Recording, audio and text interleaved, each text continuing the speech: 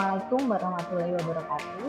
Perkenalkan, saya Bintang Sosiarani, dosen Prodi Sarjana Terapan Perencanaan Tata Ruang dan Pertanahan Transportasi Universitas Diponegoro. Mata kuliah yang saya ampu di prodi ini salah satunya adalah mata kuliah demografi. Mata kuliah ini membahas dasar tentang demografi sebagai bagian yang sangat signifikan dalam sebuah proses perencanaan tata ruang. Pada kuliah ini akan diperjelas pula perbedaan yang mendasar antara demografi dan studi kependudukan atau population studies. Namun, secara garis besar, perkuliahan menitik beratkan pada aspek demografinya. Studi demografi ini meliputi dasar-dasar pemahaman terhadap perhitungan fertilitas, mortalitas, migrasi, struktur dan kepadatan penduduk, distribusi serta persebaran penduduk, serta demografi, proyeksi penduduk yang relevan. Mata kuliah demografi ini merupakan mata kuliah dengan bobot 2 SPM. Berdasarkan LPS yang kami susun, capaian pembelajaran mata kuliah dari mata kuliah ini adalah mahasiswa akan mampu mengaplikasikan berbagai perhitungan demografi yang relevan dengan bidang ilmu perencanaan tata ruang dan dari 14 pertemuan ditambah UTS kelas, pertemuan diampu dengan metode team teaching. Terdapat 3 dosen yang mengampu dalam mata kuliah. Kami menggunakan pendekatan pembelajaran yang berorientasi atau berpusat pada mahasiswa, student centered approach, dengan berbagai model pembelajaran yang mengajak mahasiswa untuk bersifat aktif dan proaktif, seperti model pembelajaran diskusi kelompok, penemuan, dan pemberian tugas atau contextual instruction. Tugas yang diberikan berkaitan dengan aplikasi perhitungan demografi serta studi kasus yang berkaitan dengan penyusunan rencana tata ruang. Biasanya studi kasus yang kita ambil adalah studi kasus untuk kota-kota dan kabupaten yang ada di Indonesia. Pertemuan yang saya ampu adalah pada pertemuan 1 sampai 7, di mana pada pertemuan tersebut menitikberatkan pada subcapaian pembelajaran pertama, yaitu mahasiswa mampu menjelaskan definisi dan lingkup studi demografi, serta pembelajaran yang kedua, yaitu mahasiswa mampu menjelaskan konsep dan dasar perhitungan demografi. Berikut merupakan cuplikan proses pembelajaran pada pertemuan kedua dari mata kuliah demografi yang membahas terkait teori-teori kependudukan dalam perencanaan tata ruang. Terima kasih. Hari ini kita akan membahas ya tentang teori yang mendasari demografi ini tadi, teori kependudukan ya, terutama dalam perspektif perencanaan tata ruang dan pertanahan dalam perencanaan wilayah dan kota itu seperti apa sih, bagaimana kaitannya teori-teori tersebut mempengaruhi perencanaan begitu pembangunan yang ada di dunia gitu ya. Nah, ada setidaknya 3 teori ya yang berkaitan dengan perencanaan itu sendiri, kaitannya dengan kependudukan ya. Ada teori dari Malthus, kemudian teori dari Bosseroff, dan juga teori transisi demografi. Nanti semua akan kita bahas di sini. Bagaimana konsepsi Malthus, kemudian bagaimana konsep Bosseroff ini, lalu bagaimana transisi demografi, dan juga kaitannya dengan perencanaan itu seperti apa. Sebelum itu saya ingin mereview dulu atau merefresh kembali ya, bagaimana sih demografi dalam perencanaan yang kalian pahami, kemudian manfaatnya apa ya dari studi demografi sendiri untuk perencanaan itu. Silahkan kalau ada yang ingin memberikan pendapat.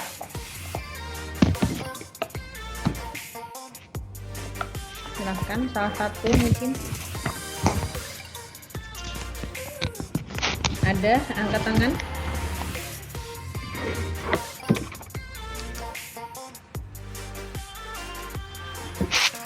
Tidak ada, saya tunjuk ya. Andrawang, silahkan. Ini Silahkan. menurut saya demografi dalam perencanaan itu berguna untuk mengetahui apa yang akan dilakukan ke depannya, misal seperti melonjaknya pertumbuhan penduduk, apa yang harus dilakukan dengan dengan hal tersebut, begitu Ibu.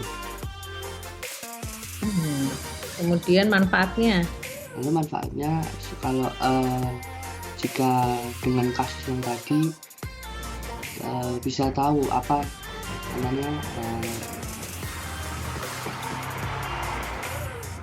jadi itu setelah kita tahu kasusnya seperti itu, manfaatnya kita bisa mengurangi mengurangi hal terburuk dari pertumbuhan ekonomi yang pertumbuhan penduduk yang tinggi gitu Ibu. Mengurangi dampaknya begitu. Iya. Oke, satu lagi ya.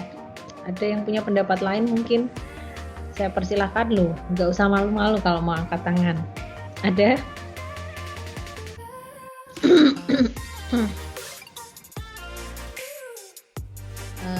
Kalau nggak ada, saya tunggu. Kalista Naila.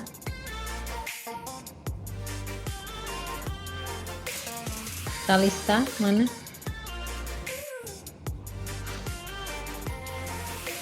Kalista? Agak putus-putus ya. Setahu saya itu merupakan ilmu kependudukan yang merupakan jadi bagaimana hidup berubah akibat kelahiran, kematian, migrasi, serta penuaan. Menurut saya, demografi dalam perencanaan itu bermanfaat jika kita mengetahui kondisi demografi di suatu daerah. Dengan menyesuaikan demografi yang ada di daerah tersebut. Itu menurut saya, Ibu. Ya, terima kasih. Ya, tadi yang disebutkan Andrawang dan juga Kalista itu salah satu dari manfaat atau kemudian fungsi demografi ya dalam perencanaan. Kalau kita menilik perencanaan sendiri ini kan, kalau kemarin kita membahas di dalam Lokaporu ya, lokasi dan pola ruang itu, perencanaan itu tata ruang ada yang namanya konten dan kontainer, ada wadah dan juga isinya ya. Nah, perencanaan sendiri ini kan menghubungkan antara si wadah dan isi tersebut, di mana isinya itu kan manusia ya, yang dimana di situ juga menyangkut peristiwa-peristiwa demografi, kelahiran, kematian, kemudian migrasi, seperti itu. Nah, ruang yang ditempatinya itu kan kemarin ada kontainernya ya. Ruang yang ditempatinya ini juga kan didefinisikan sebagai area demografisnya begitu. Jadi menjembatani antara isi dan juga ruangnya begitu ya, kalau kita berbicara perencanaan itu tadi. Nah, di dalamnya ya, di dalam hubungan tersebut itu kan ada juga fenomena perkembangan wilayah ya dan kota yang melekat sebagai dalam aspek kependudukan tersebut. Fenomena itu kan tentunya terjadi akibat dari hubungan itu tadi juga ya, dari hubungan antara isi dan wadahnya seperti itu. Nah, dalam hal ini peristiwa demografi dan kependudukan ini menjadi elemen penting ya dalam menentukan arah perencanaan itu tadi, sehingga dia menjadi dasar ya. Kalau tadi disebutkan Andrawang dan Kalista itu dia menjadi dasar dalam perencanaan begitu. Misalnya merencanakan infrastruktur begitu ya, kita kan harus dasarnya dari jumlah penduduk misalnya seperti itu.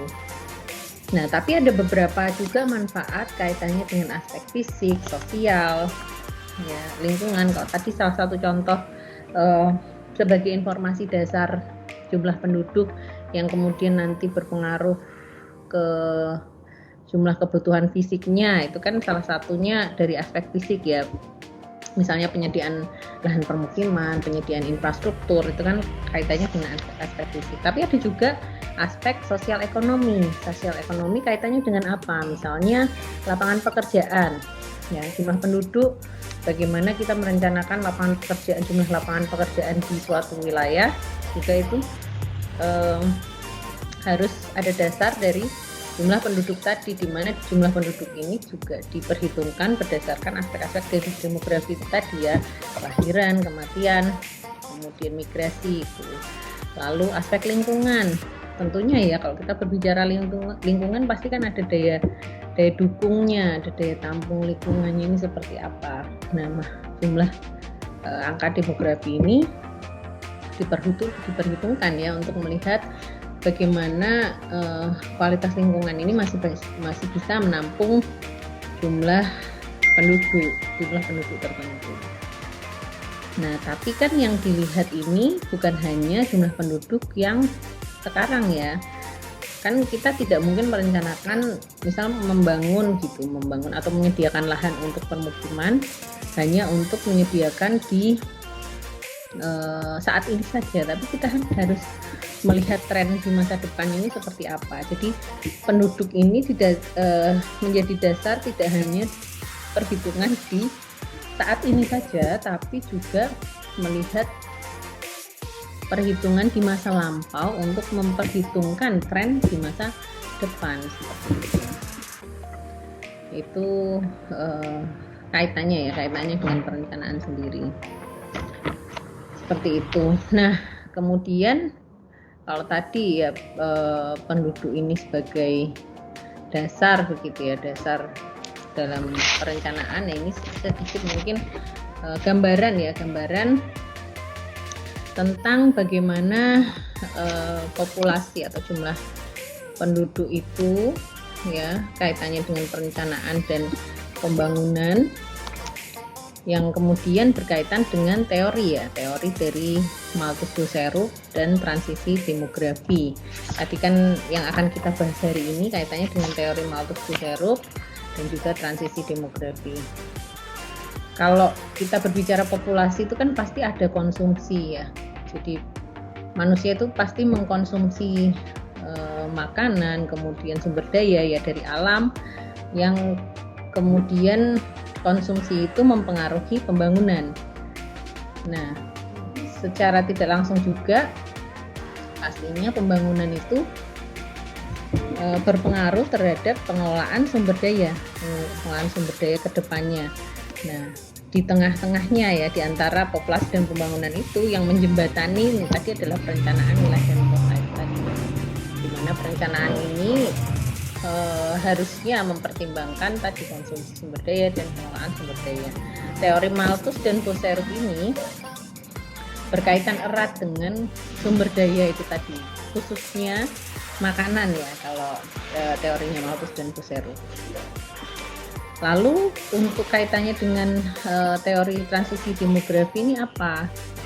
Kalau teori transisi demografi ini sebenarnya pada intinya dia menjelaskan proses pembangunan ya, yang berimplikasi pada perubahan karakteristik penduduk yang dapat dilihat dari pergeseran angka fertilitas dan mortalitas yang terjadi.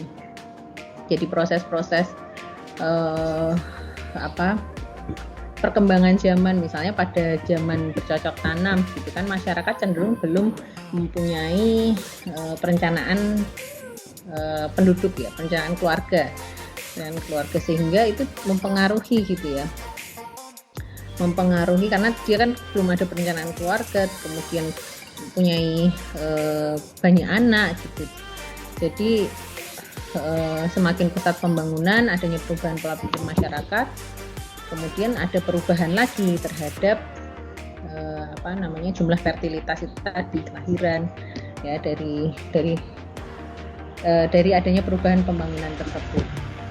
Nah, itu muncul teori transisi demografi begitu. Nah, pergeseran nilai sosial dan kemudian mempengaruhi peristiwa kependudukan. Nah, yang pertama dulu nih yang akan kita bahas teorinya si Malthus. Dimana kalau Malthus ini berteori ya, atau dia punya pemikiran bahwa pertumbuhan penduduk ini mengikuti deret ukur ya, mengikuti deret ukur dan tidak bisa dikejar oleh kemampuan produksi dari makanan di dunia. Artinya penduduk ini lebih cepat pertumbuhannya daripada jumlah makanan. Makanya di satu titik akan terjadi point of crisis ini ya, di mana jumlah resources ini tidak akan mencukupi jumlah populasi yang ada. Nah, pada titik tersebut diprediksikan bahwa jumlah penduduk dunia ini akan berkurang karena adanya kelaparan itu tadi ya, karena jumlah makanan ini tidak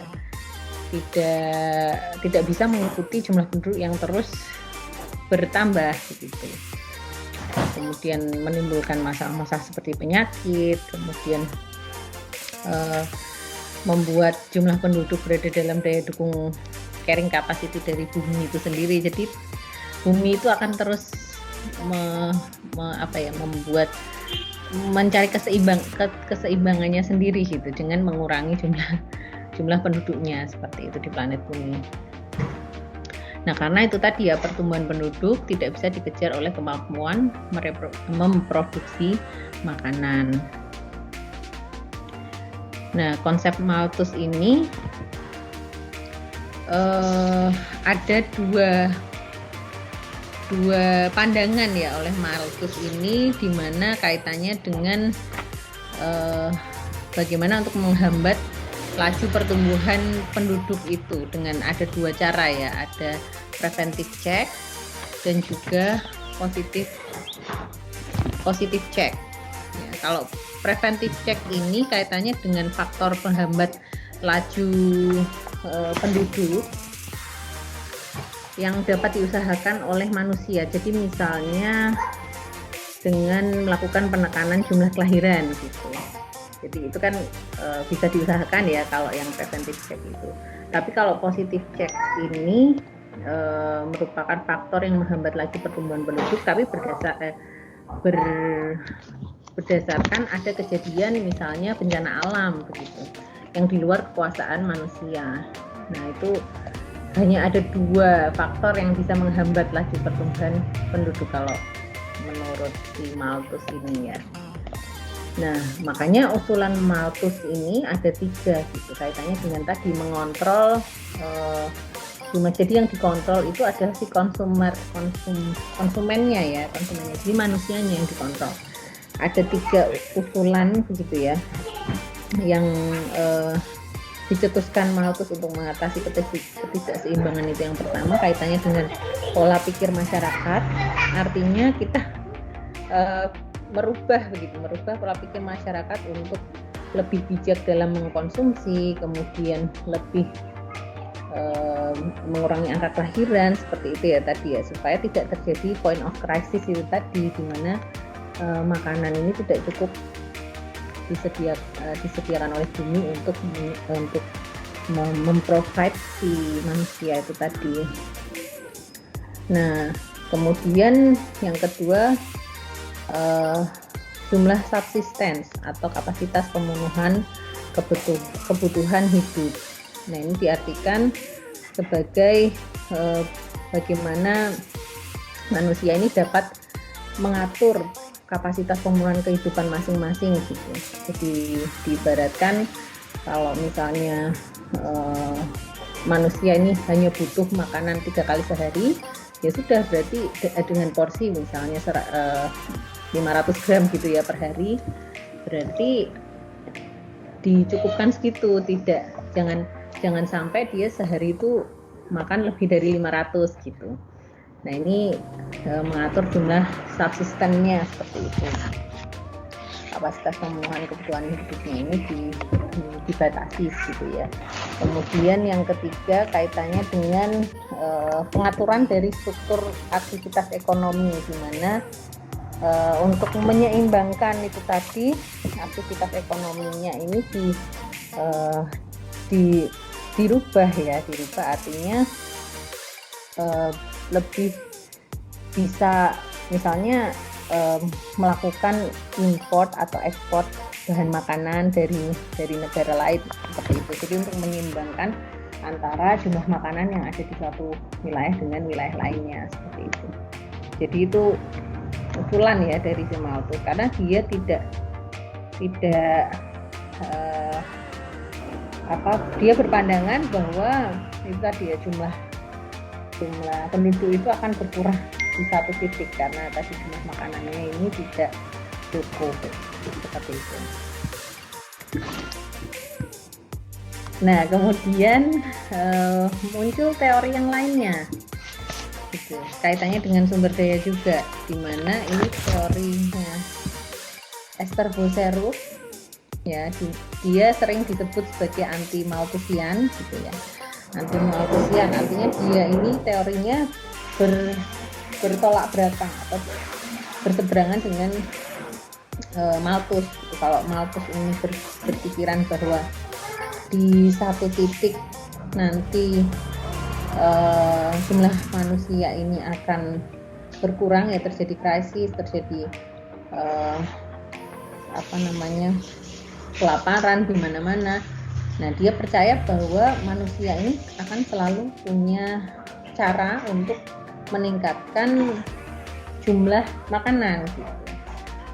Nah, semakin banyak penduduk, maka teknologi ini akan semakin meningkat sehingga penyediaan makanan akan terus bertambah gitu.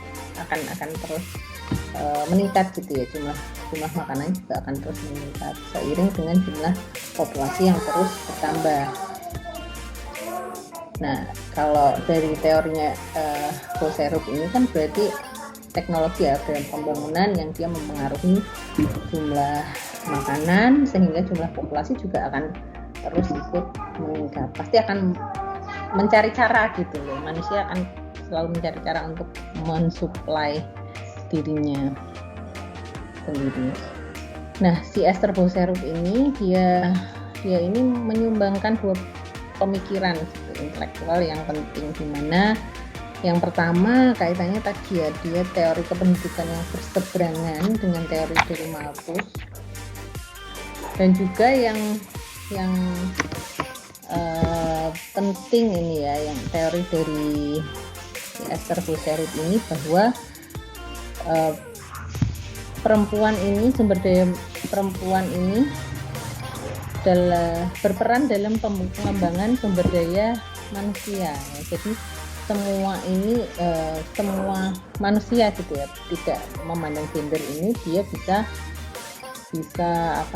berkembang begitu, bisa tadi ya meng-create bahan makanan untuk mensuplai mereka gitu. Jadi diperhitungkan juga wanita di sini.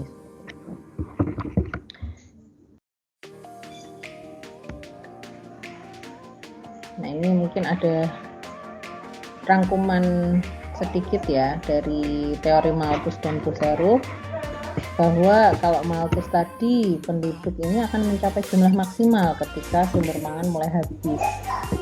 Tapi di Boserup dia berpandangan bahwa krisis pangan dapat diatasi dengan meningkatkan produktivitas lahan untuk menghasilkan lebih banyak makanan. Kaitannya kalau si Malthus, jumlah penduduk ini ditentukan oleh ketersediaan bahan pangan ya. Kalau bahan pangannya habis ya manusianya juga nanti ikut berkurang gitu. Tapi kalau Boserup dia berpandangan bahwa ketersediaan bahan pangan tergantung pasti jumlah penduduk dengan pengembangan teknologi itu tadi, seperti itu. Nah, sampai sini ada yang mau ditanyakan dulu teori Malthus dan Boserup?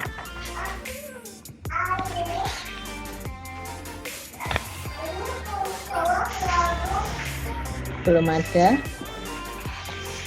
yang ingin ditanyakan?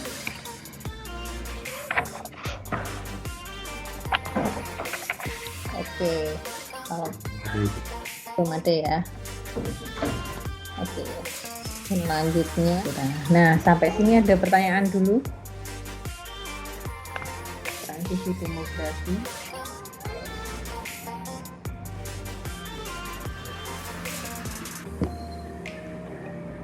Belum ada? Oke, kalau belum ada, kita masuk ke slide diskusi kelompok ya. Oke. Nah, kita akan diskusi kelompok dulu ya. Diskusi kelompok ini untuk melihat kondisi Indonesia atau secara umum, kalian boleh mengambil kondisi di Indonesia secara umum, jelaskan pemahaman kelompok kalian tentang teori Malthus atau Bucerus atau transisi demografi.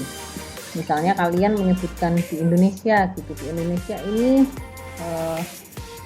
sekarang sedang berada di transisi demografi pada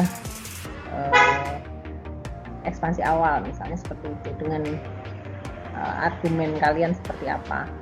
Atau teorinya Malthus tadi yang beranggapan bahwa jumlah penduduk yang meningkat tidak bisa diikuti dengan jumlah makanan yang jumlahnya terbatas gitu. Ini kalian diskusikan. Kemudian poin yang kedua, kesesuaian atau relevansi dari teori tersebut, teori yang kalian sebutkan di poin 1, dengan perencanaan dan pembangunan wilayah dan kota di masa yang akan datang. Relevansinya apa? Misalnya kalau kalian menyebutkan transisi demografi Indonesia berada di stasioner tinggi atau di ekspansi awal, itu kaitannya dengan perencanaan pembangunan apa? Kaitannya apa dengan transisi tersebut? Nah, yang ketiga, berikan contoh kasusnya. Contoh kasusnya apa? Misalnya jika terjadi jumlah penduduk yang tinggi, misalnya kalau di ekspansi awal itu tadi ya, jumlah penduduk, berarti kan kelahiran tinggi, kematiannya ini menurun drastis gitu. Nanti akan bagaimana kebijakan kependudukannya misalnya seperti itu. Nah, ini kalian diskusikan dalam kelompok. Ini karena ada 50, kita bagi 10 ya, 10 kelompok. Jadi masing-masing anggotanya nanti 5 orang saja. Ada yang 6 ya berarti ya, karena 51, ada yang 6 salah satunya. Silahkan kalian diskusikan, kemudian kalian tulis di slide ya, di PPT. Kalian ketik di situ, boleh kalian berikan ilustrasi, kalian berikan gambar, kalian gambar tangan gitu juga boleh ya. Tampilannya boleh bebas terserah kalian. Nanti kalian kumpulkan di dalam folder yang akan saya sediakan di channel pertemuan 2 ya. Nanti silahkan kalian unggah di situ. Nah, ini saya beri waktu dulu 30 menit, jadi ini 8.25 tempat saya, jadi 35 ya, 35 menit. Nanti silahkan jam 9 kita kembali lagi untuk kita diskusikan bersama-sama. Tapi kalian kumpulkan dulu ya, jadi jam 9 itu posisinya sudah dikumpulkan di dalam folder dari 10 kelompok seperti itu. Ada yang mau ditanyakan dulu? Jelas ya? Jelas? Oke? Baik. Kalau sudah silahkan dikerjakan dulu, nanti kita kembali jam 9 ya.